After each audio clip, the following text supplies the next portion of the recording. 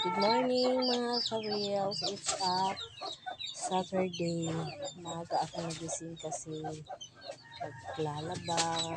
Alam niyo na, Saturday ngayon. Pag ano na kasi mataas pa ng gumigising. Wala nang awas dito sa amin. Pag 8 to mayroon na awas pero sa mga bandang hapon na.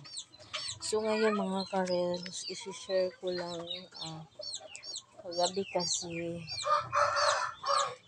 yes, ninakawan ako ng tsinelas lang. Yung tsinelas ko, yun na lang yung nag-iisang may partner, yung suot-suot ko pag naglalakad ako kasi yung iba kong tsinelas at saka sapatos, mag-iisa na lang, yung isa na lang, yung isa na iwan, yung isa hindi ko rin alam kung saan nilagay ng mga aso ko.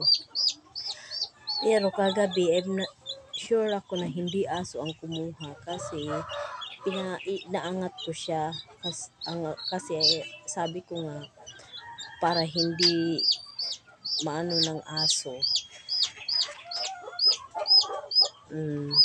Inaangat ko ang tsinelas ko. So ngayon kasi maingay sila kagabi, lumabas ako. Ang paglabas ko wala na ang aking tsinelas. So ngayon wala na. Hindi ko alam kung saan aabot ang tsinelas ko. Ayan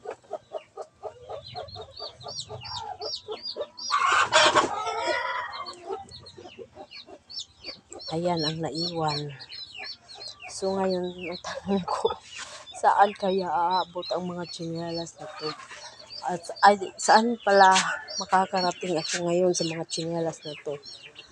Diyos ko, kaka-stress. Yun lang, sana yung nagnakaw ng tsinelas ko nakakatulong sa paa mo.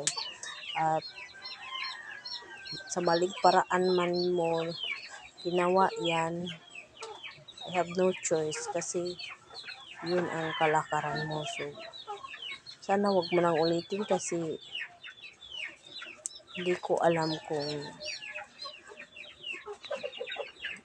mahaba ba ang pasensya ko sa inyong mga magnanakaw kayo. That's all. Thank you mga ka-reels. Dito lang yan sa Manggahan Gym Boulevard. Dami talagang mga magnanakaw dito. Hindi ko alam, hindi ako mag-call. Pero kagabi maraming mga rugby boy at saka rugby girl. Ang babata pa, mga 14, 13 yung mga babae. Ay naku Lord. Iba na talaga pag nasa syudad ka. Pag nasa city ka. Hindi ko alam, ang laki ng diferensya talaga. So, sa ating mga magulang na kagaya ko, aware po tayo sa ating mga anak.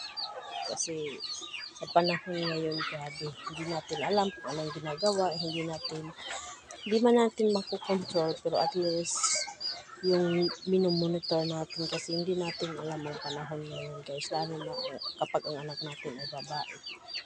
Yun lang po. Thank you for watching. Bye.